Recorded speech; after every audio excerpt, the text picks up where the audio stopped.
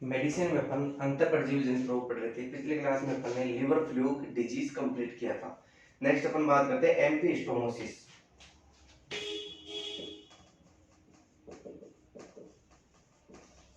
एम्फीस्टोमोसिस एम्फीस्टोमोसिस को पैरा एम्फीस्टोमोसिस भी कह सकते हैं। इसका उपनाम क्या हो गया? अगर उपनाम की बात करें तो para एम्फीस्टोमोसिस,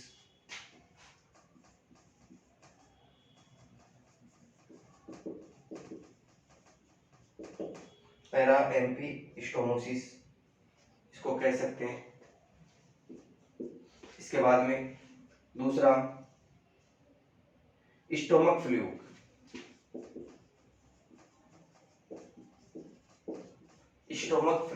stomach fluke disease.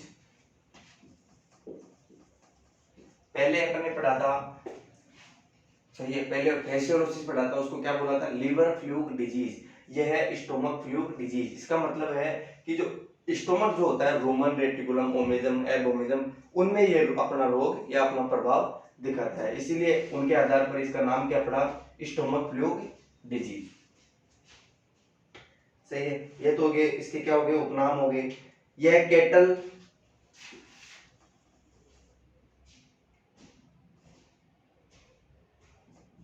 Cattle में, बफेलो में और सीप में, इनमें यह रोग जो है सबसे ज्यादा होता है। किसमें अंदर? कैटल, बफेलो और सीप के अंदर यह रोग सबसे ज्यादा होता है। इसके मुख्य लक्षणों की अगर बात करें तो बदबूदार दस्त, बदबूदार दस्त, पशु में कमजोरी, पशु में कमजोरी आना, एनीमिया, एनीमिया, ये किसके लक्षण होंगे? इसके पैरा एम्फीस्टोमोसिस या एम्फीस्टोमोसिस, स्टोमक लिवर फ्लूक डिजीज के मुख्य लक्षण होंगे। बदबूदार दस्त आना, कमजोरी होना और एनीमिया। नेक्स्ट हम बात करते हैं रोग कारक की, इटियोलॉजी।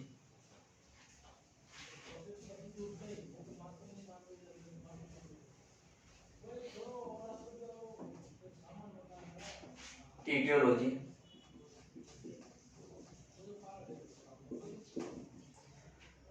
इटियोलॉजी मतलब रोग कारक कौन कौन से हैं इसके? रोग कारक है वही ट्रिमेटोड फ्लूक होते हैं, यानी कि फ्लूक जो होते हैं ट्रिमेटोड के अंदर आते हैं। फ्लूक जो होते हैं, वैसे कि फैसियोलोसिस था वो भी एक प्रकार का फ्लूक था, तो इसी प्रकार जो एम्फीस्टोमोसिस है वह भी एक प्रकार का फ्लूक है। इसके द्वारा इसको, इस परजीवी को माइग्रेटिंग पैरा एम्फीस्टोम फ्लूक भी कहा जाता है। माइग्रेटिंग पैरा एम्फीस्टोम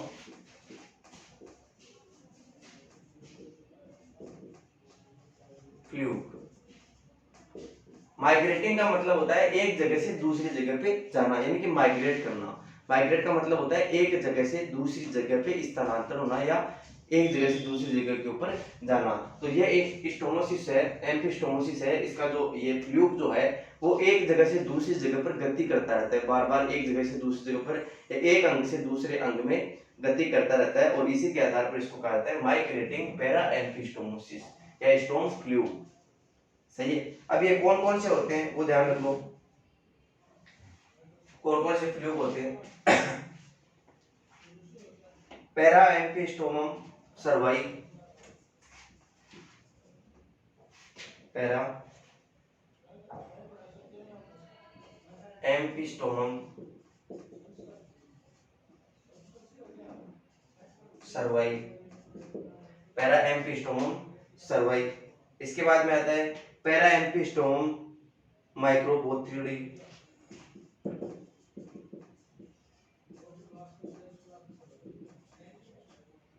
इसके बाद में आता है कोलिको कोलिकोफोरम, कोलिकोफोरम,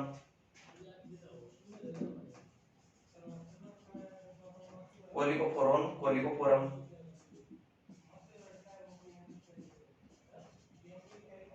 सही है। इसके अलावा carmyerius species,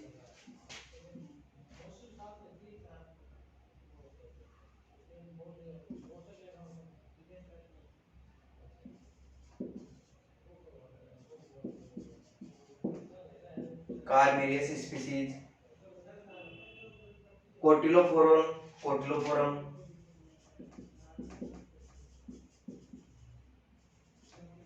cotylophoron, cotylophoron,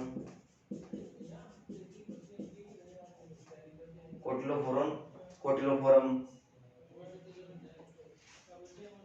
gastrothylax species,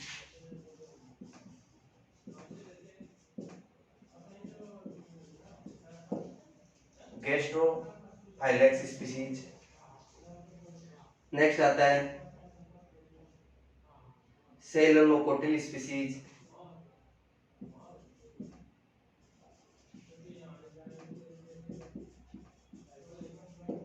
ceylonocotyle species, gigantocotyle species,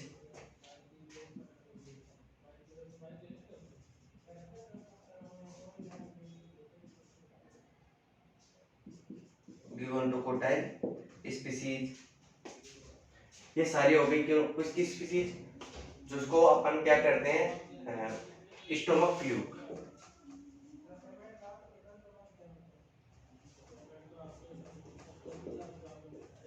stomach fluke की ये सारी स्पीसीज हो गई जो कि एम्फिस्टोमोसिस रोग उत्पन्न करती है।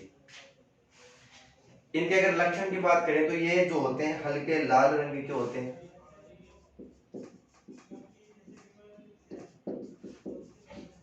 हल्के लाल रंग के होते हैं। इसके वयस्क परजीवी जो होते हैं वो कहाँ पाए जाते हैं, रूमन में पाए जाते हैं, रूमन और रेटिकुलम में पाए जाते हैं। वयस्क परजीवी रूमन व रेटिकुलम, रूमन व रेटिकुलम में पाए जाते हैं। अवयस्क परजीवी, अवयस्क परजीवी जो होते हैं वो कहाँ पाए जाते हैं, आंत में पाए जाते हैं, इंटेस्टाइन में। अवयस्क परजीवी कहाँ पाए जाते हैं, आंत में पाए जाते हैं। पिछली बार मैंने पढ़ा था फेसियोलोसिस, सही है, उसके अंदर वयस्क परजीवी कहाँ पाया जाता था, लिवर में, और अवयस्क परजीवी कहाँ पाया जाता था, लिवर में, और वयस्क परजीवी कहाँ पाया जाता था, किसके अंदर पाया जाता था, बाइल डक्ट के अंदर। उसी प्रकार जो एम्फिस्टोमोसिस है उसका वयस्क परजीवी कहाँ पाया जाता है, रूमन और रेटिकुलम में। अवयस्क परजीवी जो है आंत में पाया जाता है। ये याद रखो। ये हो गई इसकी एटियोलॉजी। लाइफ साइकिल जो होती है वो जो लिवर फ्लूक है उसके समान ही होती है। फेसियोला हेपेटिका, फेसियोला जाइजेंटिका, उनके समान ही क्या होती है, इसकी लाइफ साइकिल होती है।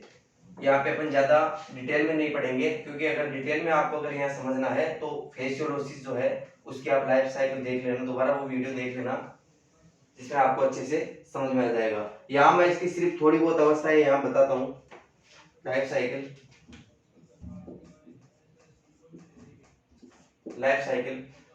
की बात करें तो मैंने अभी आपको बताया था ये इसके वयस्क परजीवी कहाँ पाए जाते हैं, रूमन और रेटिकुलम। तो वयस्क परजीवी जो होते हैं वो किस में पाए जाते हैं, रूमन व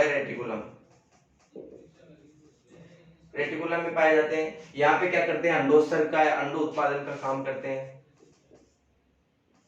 अंडा उत्पादन का काम करते हैं, सही है, ये अंडा उत्पादन का काम करते हैं। अब इन अंडों को या इनके द्वारा उत्पन्न जो लार्वा होते हैं उनको मल के द्वारा बाहर निकाला जाता है, मल के द्वारा निष्कासित, मल के द्वारा निष्कासित। आगे जो लाइफ साइकिल आएगी वो किसके समान आएगी, फेसियोलोसिस के समान ही होगी। यहाँ पे मैंने आपको बताया था कि वयस्क परजीवी उसमें कहाँ पाए जा रहे थे, उसमें बाइल डक्ट में वयस्क परजीवी पाए जाते थे और बाइल डक्ट में ही अंडा उत्पादन करते थे, सही है। उनकी पाए जाने की स्थिति अलग अलग है, बाकी उनकी लाइफ साइकिल जो है वो सेम ही है। वयस्क परजीवी यहाँ रूमन और रेटिकुलम में पाया जाता है। फेसियोलोसिस में कहाँ पाया जाता था, फेसियोल में बाइल डक्ट में पाया जाता था, वहीं पे अंडोत्पादन करता था और मल के द्वारा वहीं पे जो अंडे बाहर निकालता था या अंडे जो जीव है वो शरीर से बाहर निकलता था। इसके बाद में मल के द्वारा निष्कासन के बाद है ये वातावरण में अनुकूल परिस्थितियां देखकर ये अंडे जो होते हैं अंडे लार्वल L1 स्टेज में बदल जाते हैं। L1 स्टेज, जिसको क्या नाम दिया था अपने, इसको नाम दिया था मिरासीडियम।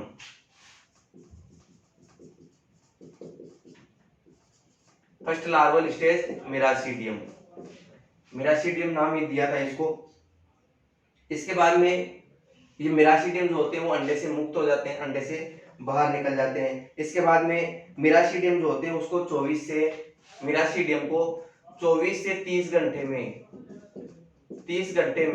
24 से 30 घंटे में किसकी आवश्यकता होती है? स्नेल की, यानी कि स्नेल की आवश्यकता होती है, घेंगे की आवश्यकता होती है। अगर इसको 24 से 30 घंटे में घेंगा नहीं मिलता है तो ये मिरासीडियम जो होता है नष्ट हो जाता है। और अगर इसको 24 से 30 घंटे के अंदर स्नेल मिल जाता है तो ये प्रोसेस आगे बढ़ता है। अब स्नेल में प्रवेश करने के बाद ये किस में बदल जाएगा? मिरासीडियम। यहाँ पे अलैंगिक विभाजन करेगा और अलैंगिक विभाजन के बाद मिरासीडियम से स्पोरोसिस्ट का निर्माण हो गया। अलैंगिक विभाजन से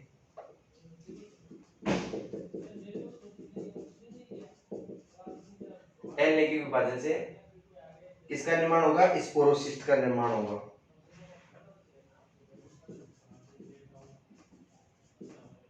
स्पोरोसिस्ट का निर्माण, सही है।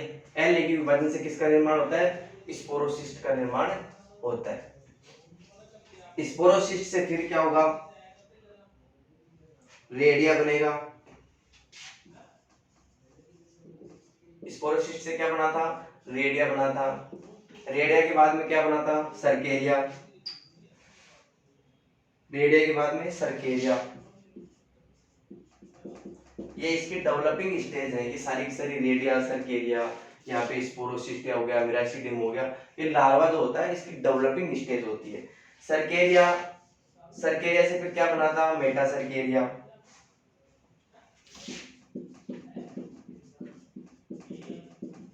क्या बना था?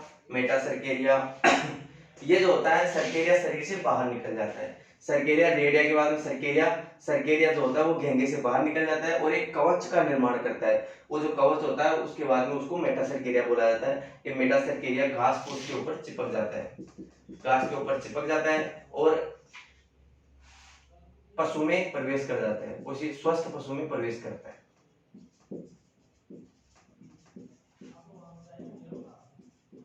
स्वस्थ पशु में प्रवेश कर जाता है, इसीलिए मेटासर्केरिया को इन्फेक्टिव स्टेज यानी कि संक्रमण अवस्था कहा जाता है। संक्रमण अवस्था इसको कहा जाता है। फिर वही स्वस्थ पशु में प्रवेश करेगा और उसको संक्रमण करेगा। तो ये हो गई इसकी लाइफ साइकिल।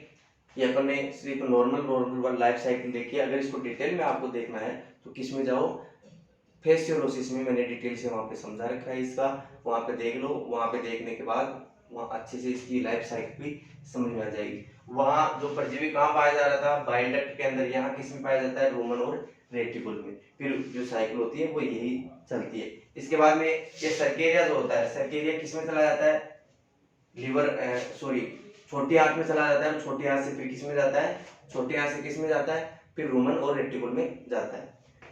सर्केरिया जो होता है शरीर में प्रवेश करने के बाद अवयस्क फ्लूक में बदल जाता है। अवयस्क फ्लूक मैंने आपको बताया, इसका अवयस्क फ्लूक किस में पाया जाता है? ये आंत के अंदर पाया जाता है। और आंत में जाने के बाद फिर ये किस में बदलता है?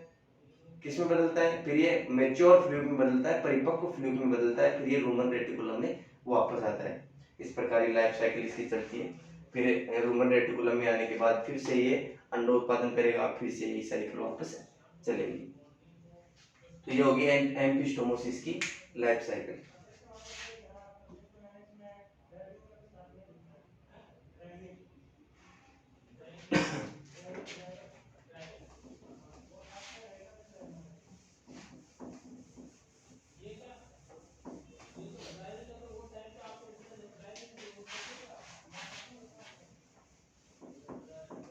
एपिडेमियोलॉजी की बात करें तो एपिडेमियोलॉजी वही उसी के समान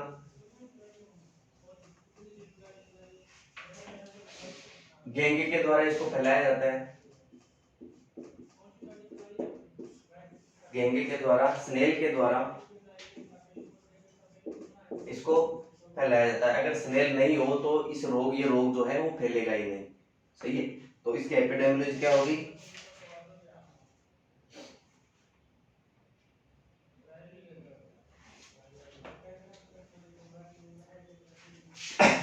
ये जो रोग है केटल, भेड़, भैंस, बकरी और जंगली पशुओं में देखा जाता है, लेकिन युवा गोवंश जो होती है यानी कि यंग केटल के बच्चे जो होते हैं उनके अंदर ये रोग सबसे ज्यादा फैलता है। नेक्स्ट आती है इसकी पैथोजेनेसिस।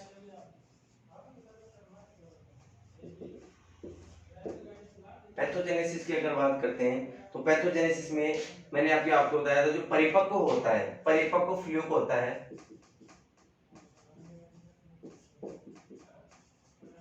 परिपक्व फ्लूक को क्या बोला जाता है? परिपक्व फ्लूक को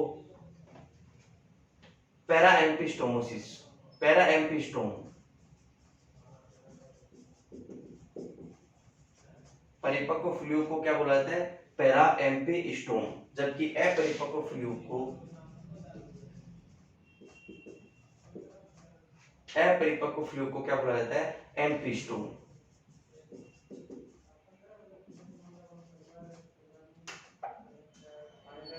क्या बोला जाता है? एम्पिस्टोम। पैराएम्पिस्टोम किसको बोला जाता है? परिपक्व फ्लूक को। इसके बाद में अपरिपक्व फ्लूक जो होता है कहां पाया जाता है? इसका अपरिपक्व फ्लूक ये आंत के अंदर पाया जाता है, जिसको अपन ने क्या नाम दिया? एम्पिस्टोम। सही है। परिपक्व फ्लूक कहां पाया जाता है? रूमन और रेटिकुलम में, रूमन रेटिकुलम। तो ये कहां पाया जाता है? रूमन और रेटिकुलम में। इसको अपन ने क्या नाम दिया? पैराएम्पिस्टोम। सही है, तो ये चीज आपको ध्यान रखनी है। परिपक्व फ्लूक को पैराएम्पिस्टोम बोला जाता है, अपरिपक्व फ्लूक को एम्पिस्टोम बोला जाता है।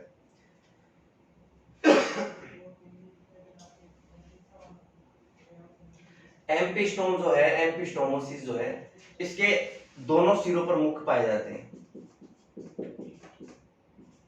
दोनों सिरों पर मुख पाए जाते हैं। दोनों सिरों पर मुख पाए जाने की वजह से ही इसको एम्पिस्टोम कहा जाता है। दोनों सिरों पर इसके मुख पाए जाते हैं, जिसकी वजह से ही इसको एम्पिस्टोम कहा जाता है। जेजुनम और डोडिनम में पहुंचने के बाद, यानी कि ये इम्मेच्योर फ्लूक जो होता है वो आंत में पहुंचने के बाद वहां पे आंत को भेदते हुए चला जाता है अंदर, और मस्कुलरिस म्यूकोसा जो होता है, जहां पे आंत की मसल्स पाई जाती है, वहां पे चला जाता है। और वहां पे जाने के बाद गंभीर बीमारियां करता है, जैसे कि एंट्राइटिस हो गया, एंट्राइटिस करता है। इसके अलावा एट्रोपी, एंट्राइटिस हो गया, आंत का इन्फ्लामेशन एंट्राइटिस। एट्रोपी मतलब जो कोशिकाएं होती है वो आकार में बढ़ने लगती है, सॉरी घटने लगती है, इसको एट्रोपी बोला जाता है। इसके अलावा टिश्यू डिस्ट्रक्शन, टिश्यू डिस्ट्रक्शन हो गया। सही है। टिश्यू डिस्ट्रक्शन के बाद में डायरिया, डायरिया यहाँ पे हो सकता है। मैंने शुरू में ही आपको बताया था कि बदबूदार डायरिया इसका लक्षण है, तो ये डायरिया उत्पन्न कर सकता है। डिहाइड्रेशन, हेमरेज, हेमरेज हो गया। अल्सर फॉर्मेशन,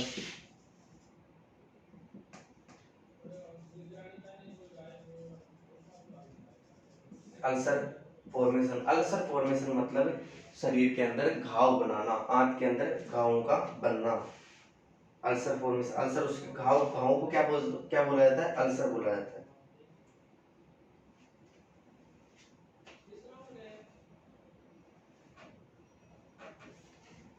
सही है, तो ये हो गया इसका पैथोजेनेसिस हो गया। नेक्स्ट अपन बात करते हैं इसके क्लिनिकल साइन।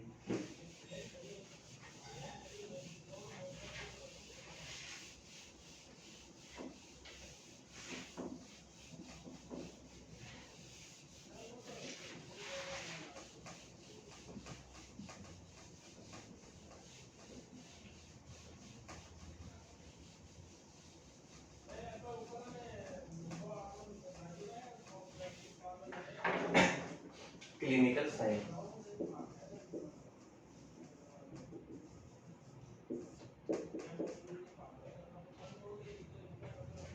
जैसे कि क्लिनिकल साइन में बदबूदार दस्त का आना, कमजोरी होना, पशु जो होता है तनाव में रहता है, सुस्त रहता है, भूख नहीं लगना, गले की तरफ सूजन, सही है।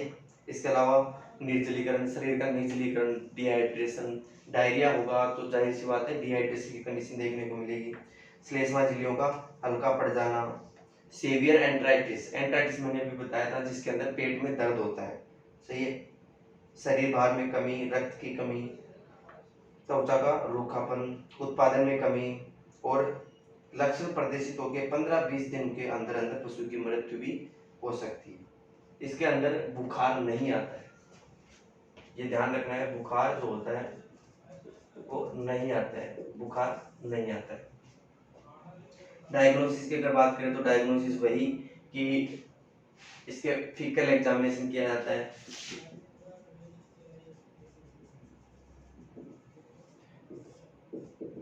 फीकल एग्जामिनेशन में इमेच्योर फ्लूइड दिखाई देते हैं, अपरिपक्व फ्लूइड यहाँ पे दिखाई देते हैं, जिनके दो सिरे यानी कि दो मुख देखने को मिलते हैं, दो मुख जो है यहाँ पे देखने को मिलते हैं, जिसके आधार पर ही अपन इसकी पहचान कर सकते हैं। विभेदीय पहचान, डिफरेंशियल डायग्नोसिस,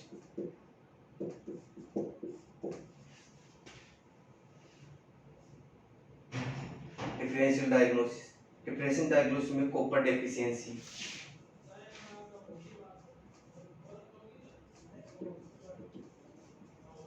कॉपर डेफिशिएंसी हो गया, फेसियोलोसिस अभी इसके पहले जो पढ़ा था, उसके बाद में आता है राउंड वर्म इन्फेक्शन,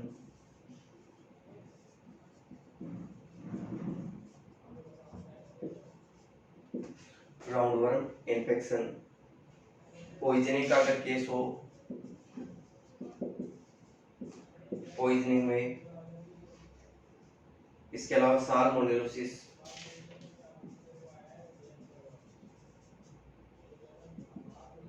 साल्मोनेलोसिस और जोन्स डिजीज, ये क्या हो गया इसके डिफरेंशियल डायग्नोसिस हो गया।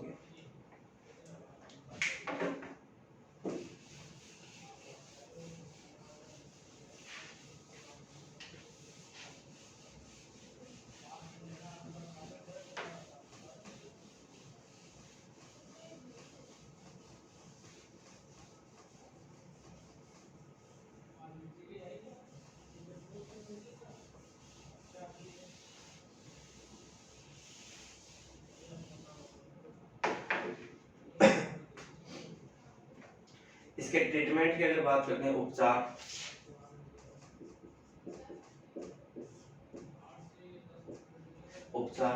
उपचार में जो ड्रग्स अपन ने पहले देखी थी फेसियोलोसिस में, वही सारी ड्रग्स होती है उसमें भी काम में ली जा सकती है। जैसे कि अपन नाम बता दूं, ऑक्सीक्लोनाजाइड, ऑक्सीक्लोनाजाइड हो गया, इसके अलावा हेक्साक्लोनाजाइड हो गया, एल्बेंडाजोल अपन ने देखी थी, निक्लोसामाइड हो गया, बिथनोल हो गया, कार्बन टेट्राक्लोराइड, हेक्साक्लोरोइथेन, सही है। ये सारी की सारी ड्रग्स जो है वो इसके अंदर भी काम में ली जा सकती है।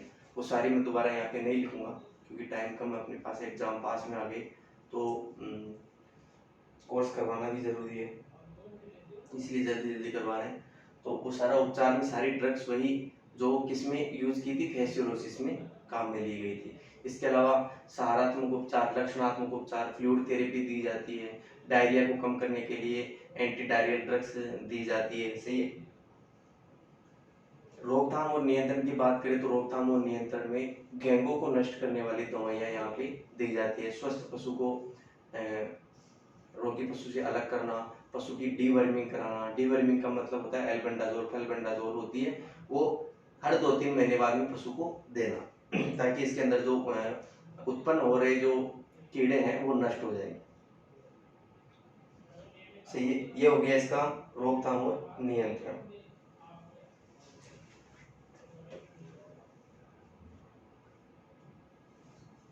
नेक्स्ट आता है अपने डिजीज है एम्पिस्टोमोसिस के बाद में एस्केरियासिस, ये थोड़ा अलग डिजीज है। एम्पिस्टोमोसिस और फेसियोलोसिस दोनों समान डिजीज थे, जिनके लक्षण भी लगभग समान थे, उपचार भी समान थे और लगभग लाइफ साइकिल थी वो भी इनकी समान थी। नेक्स्ट इसके बाद में आता है एस्केरियासिस, तीसरा डिजीज अंतःपरजीवी जनित रोग में तीसरा रोग कौन सा हो गया? एस्केरियासिस।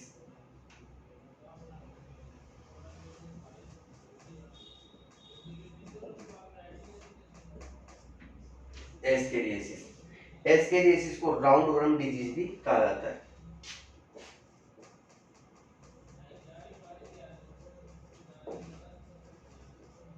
राउंड वर्म डिजीज भी इसको कहा जाता है। ये कैटल के अंदर, भेड़ के अंदर, कैटल के अंदर, भैंस के अंदर, घोड़ों में और सुअर में सबसे ज्यादा होता है। किसके अंदर?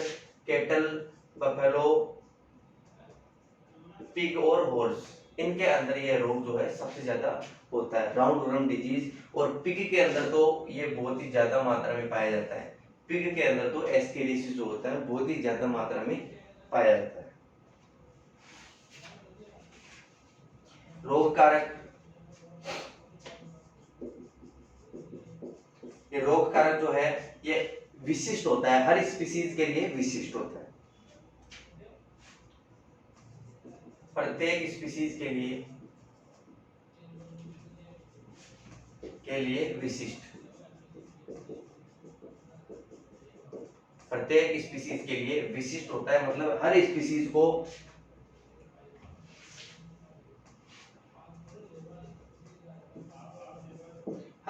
के लिए विशिष्ट होता है। इसका मतलब है कि प्रत्येक स्पीशीज के लिए अलग अलग रोग कारक उपस्थित होते हैं। मतलब एक रोग कारक जो होता है वो एक स्पीशीज को अफेक्ट करेगा, दूसरी स्पीशीज को नहीं करेगा। तो अपन ये सारे देख लेते हैं। कैटल और buffalo,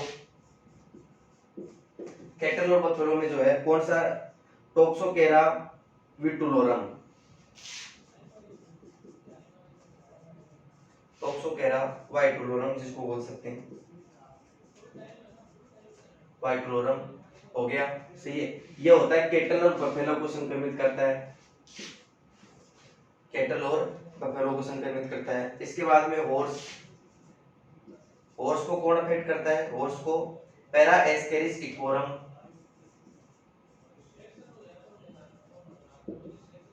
para Ascaris equorum. Pig के अंदर एस्केरिस सम,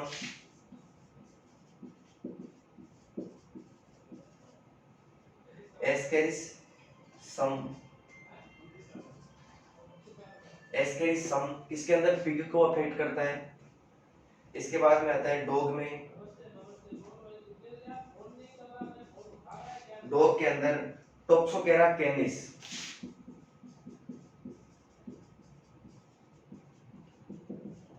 टोक्सोकेरा कैनिस या टोक्सोकेरा, दूसरा एक और है टोक्सोकेरा लियोनिना, टोक्सोकेरा लियोनिना।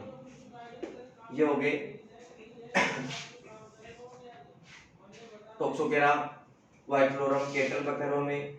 हॉर्स के अंदर बात करें तो पैरा एस्केरिस इक्वोरम, पिग की बात करें तो एस्केरिस सम और डॉग की बात करें तो टोक्सोकेरा कैनिस या टोक्सोकेरा लियोनिना, लियोनिना। ये हो गया इसका रोग कारक हो गया। प्रत्येक स्पीशीज जो होती है उसके लिए रोग कारक विशिष्ट है, ध्यान रखना है। प्रत्येक स्पीशीज के लिए रोग कारक जो है विशिष्ट है। इनकी अगर आकृति की बात करें, राउंड वर्म की अगर आकृति की बात करें तो इसके अंदर ये बेलनाकार होते हैं। कैसे होते हैं? बेलनाकार होते हैं, जिनकी लंबाई होती है 20 से 25 सेंटीमीटर। लंबाई कितनी होती है? 20 से 25 सेंटीमीटर। दोनों सिरों से नुकीले,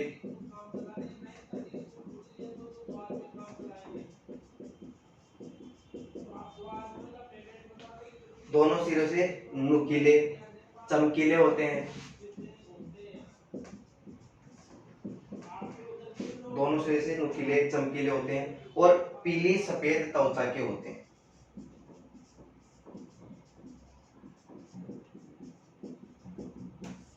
पीली सफेद त्वचा के होते हैं। ये हो गए इनके पहचानने का तरीका। आकृति क्या होती है, बेलनाकार होती है, 20 से 25 सेंटीमीटर लंबाई के होते हैं, दोनों सिरों से ये नुकीले होते हैं, चमकीले होते हैं और पीले सफेद त्वचा इनकी होती है, पीली सफेद त्वचा होती है।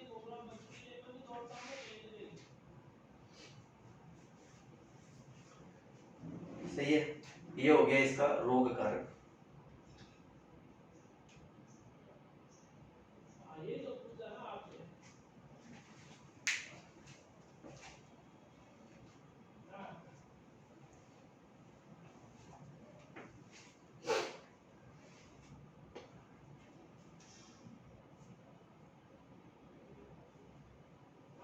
इसका जीवन चक्र जो है वो थोड़ा अलग है एस्केरियासिस का, वो अपन आगे पढ़ेंगे नेक्स्ट क्लास में। पहले यहाँ पे थोड़ा बहुत बता देता हूँ।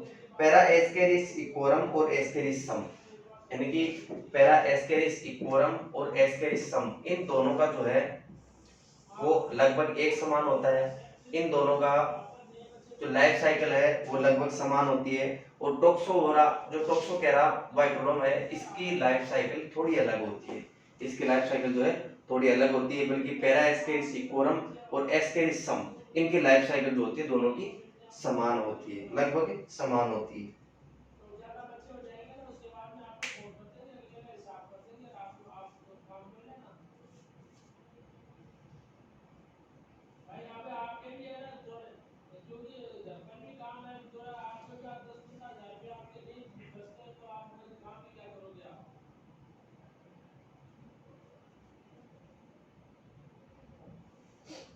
नेक्स्ट क्लास में देखेंगे इसकी लाइफ साइकिल।